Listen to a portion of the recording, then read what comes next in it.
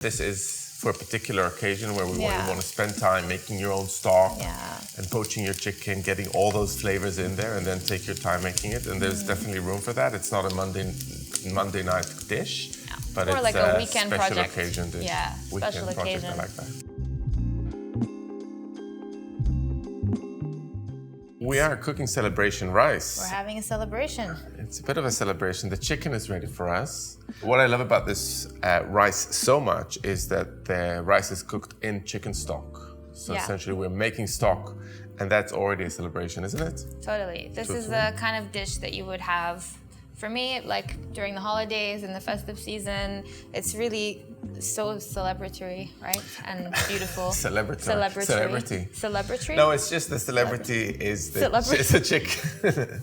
No, in a sense, it's what makes it so special is the way it's presented, isn't it? Yeah. We're not going to spoil it now right at the beginning, but it looks great at the end. We'll try to do that. Totally. So should we just make the chicken stock? Yeah, we got just a medium chicken in the pan, and then we're just gonna add some onion and garlic. Some onion and garlic. It's all going to be strained, so you don't need to worry about all those skins or anything. So half a garlic, a quarter onion, some cinnamon sticks, then 2 liters of water, which Noor is getting, and some salt. So we want quite a lot of salt here. Roughly 2 teaspoons. So we just want to bring this to a boil. Once it boils, we turn it down to medium-low, put the lid on it, and I'm going to let that cook gently for 70 minutes, and then we're going to come back to really tender chicken and a really delicious smelling broth. Shall we start with the rice, Noor? Yes. So I'll chop some onion. Yes, please. So the spices that we're using for this rice are cinnamon and allspice. They're really delicious sweet spices that are very typical of the Middle East to cook with lamb and meat. When it's combined with the rice, it smells so delicious, kind of really like a cinnamon hug. It's so nice. And in a way, you could use cinnamon, you can use allspice, star anise is nice. Sometimes cardamom is added to these dishes. So it's the spices really make it. So you've got the meat, the rice, and the spices are kind of a holy trinity. And it's just, wow, so beautiful and delicious. I'm chopping up the onion quite fine. As this happens, I don't know if it ever happened to you. Do you start tearing when you chop onion? Or? I do. That's why That's why you left it to me. you. It doesn't need to be super fine, but this is good. Yeah. Oh, this is terrible. I don't have any tips. I always cry when I chop my onion. Do you have tips? Better to just let out the tears that are at the surface. Yeah. I think you're right. That is quite bad. We carry on. I don't think I've ever seen you cry at times. It's quite cute, actually. We won't pretend that we are waiting 70 minutes. So we've got the chicken stock from the chicken that you cooked yesterday, right, Noor? Yes. And the chicken shredded. Exactly. And I guess we could get started on our rice. Yeah. So I'll add a bit of oil. And it's really nice to use a mixture of oil and butter. So you've got some oil and some butter here. You get kind of both flavors, the flavor of butter and the flavor of oil. All right. Ooh. So you just want to cook your onions for about 7 minutes so they're nice and softened and lightly colored before we add everything else. So what else would we serve alongside this? I mean, it's such a grand meal. I guess we can... In a way, this is a centerpiece. So you maybe want some vegetables. Yeah, a chopped salad would be really nice. Salad would be so chopped good. Cucumbers, tomatoes, a bit of lemon juice.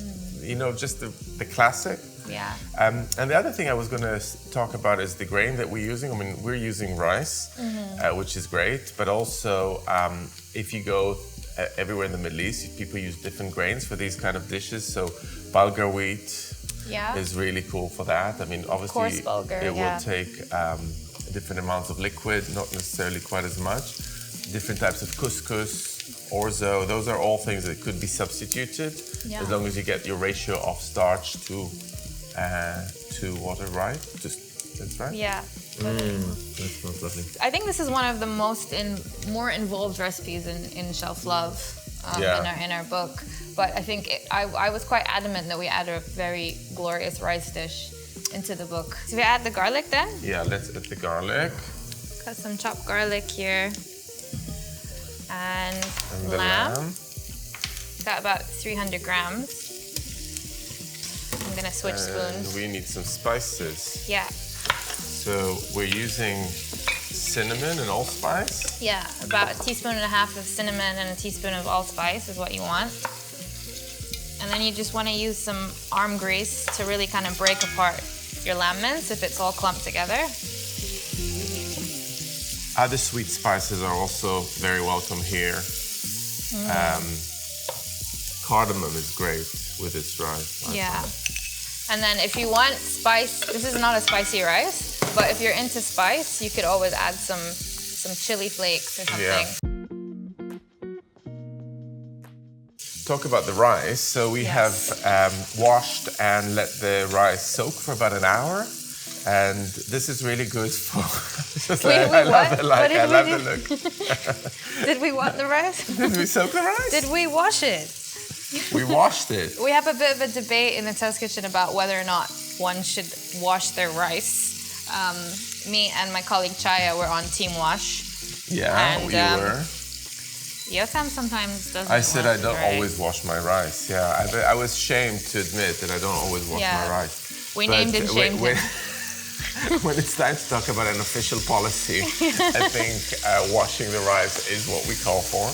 Yeah, and it's very important because it separates the grains and it gives you really nice and fluffy rice. And it washes away the starch, so different brands have different levels of starch. Yeah. So in a way, if you don't know exactly what you have, washing all that starch away really helps the rice separate when it's cooked, like you just said.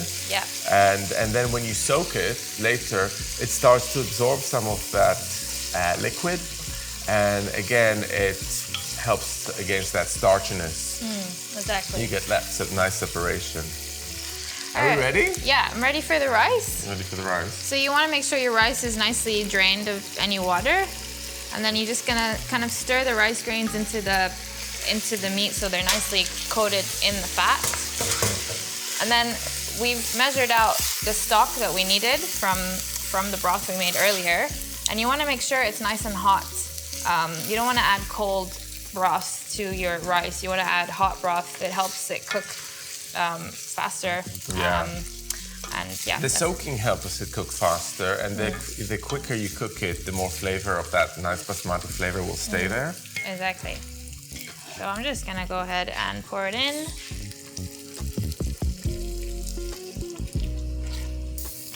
And then you want to season it as well with a bit of salt. And I always taste the broth at this point, and to make sure that I've added enough salt. Okay, so for me, I'll add just a pinch more, and it's ready. So it immediately comes to a simmer. So at this point, we're gonna put a lid on it, turn the heat down to the lowest setting, and let it steam gently for 15 minutes. And it's really, really important to get it to a very, very low setting, because you want the rice to cook and steam very slowly so it doesn't burn on the bottom, and everything you need to give it time. And that's kind of I think that's the theme of today, just give things time, because you have the time, because it's a celebration rice and not a Monday night rice. Exactly.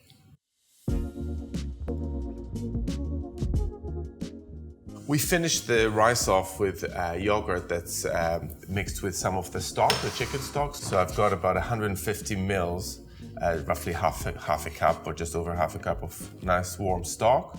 And it's important that you don't warm it up too much. It's just a bit warm. And 2 cloves of garlic.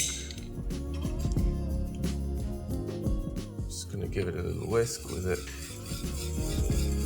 Yeah. So we've got the stock, crushed garlic here, and the yogurt, and a pinch of salt, and we'll warm that up so it's nice and pourable. That will go over our glorious rice.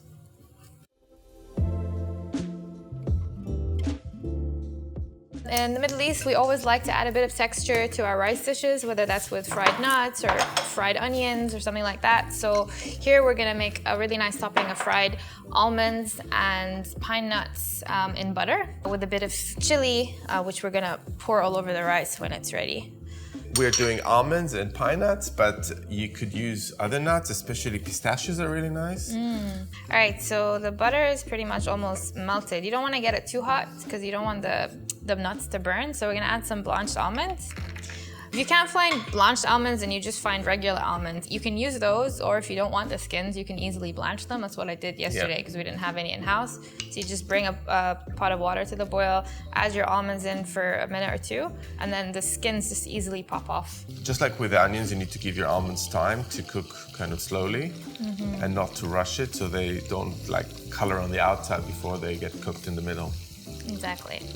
The almonds would cook for about 3 minutes, right? 3-4 minutes, and then we add the pine nuts for an extra couple of minutes. Yeah, exactly. Because otherwise, if you add them all together, the pine nuts are gonna burn. They're substantially smaller.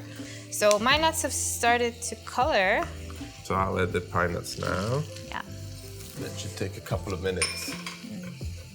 And at the very end, we're gonna add some flaked chili, and that will bring some heat and a bit more color to the butter. If you don't want any heat, that's absolutely fine. You can forget the chilies. So I'm taking it off now. We're just gonna add the Aleppo chili, and I'm gonna set it aside because it continues cooking in that heat. Warming up this pan with a bit of olive oil. Yeah. We've got the shredded chicken, and I'm just gonna add some spices to the chicken as well. So cumin and cinnamon, about a teaspoon of each. You smell the cumin? I smell it. God.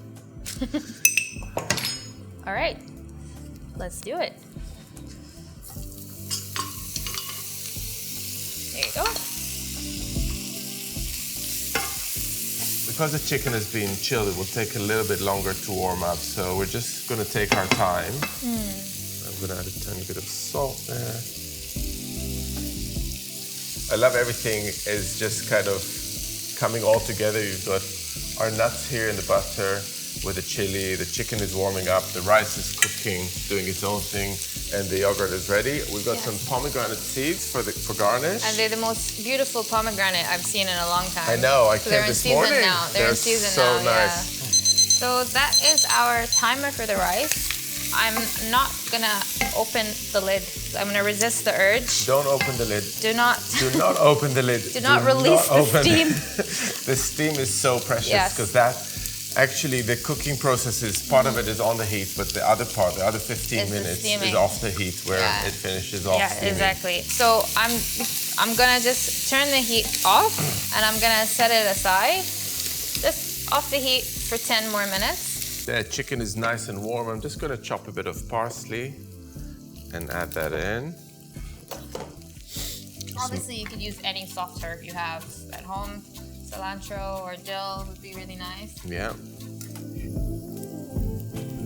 And a squeeze of lemon juice. Because you can't have an Ottolenghi recipe without a bit of lemon. No, you really can't.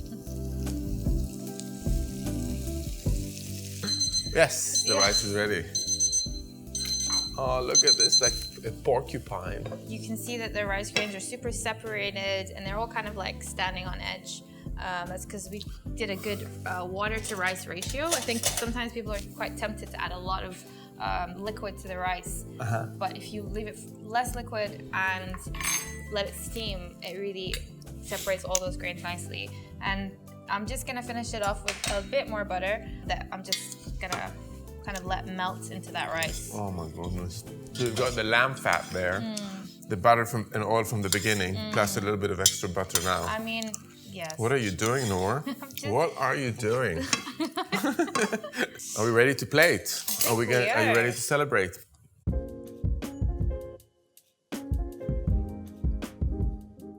I would choose the nicest platter you have because it is a celebration after all. What you want to do is just start layering it all. So first thing you do is you put your rice on. And I'm ready here with the chicken. Yeah. And you don't want to mash your rice too much. So just a little stir and then and then just start plating. If you could smell this, Oh, you would die. you would. So it's good. Very delicious. Totally. Are you ready for my chicken? Yeah. A little bit of chicken. And when you layer like this, you can really create the visual effect that you want, because this is, after all, something that you've worked quite a lot on and quite hard on. So you want to have total control of what it looks like. So when you add a bit of rice, a bit of chicken, you got like the perfect distribution in every area of the rice. Exactly. I'm just going to finish off now with all the rest of the chicken. Next, I'm gonna get my brown buttery golden nuts, which you can see now they've taken on a really nice color from the Aleppo. And I'm just gonna spoon it right onto our dish. Noor, Yes. it's a masterpiece. It really is. Right behind you with some yogurt. So the yogurt is nice and warm, but not hot. And I'm just gonna spoon it all over. And again, that just accentuates the other colors, doesn't it? Yeah, it really does. And whatever yogurt you haven't spooned on top, we're gonna put in this bowl here and just serve on the side so people can help themselves for a little bit of extra. And then I'm gonna go in with these beautiful pomegranate seeds. Just put them all over. And then some parsley. So you have loads of different amazing colors and textures here. This is kind of a very like proud moment when you bring a dish like this to the table and you put it in there, and then everyone's like, and you're like, yeah, I did that. That was me. Hold it. Oh yeah, proud moment.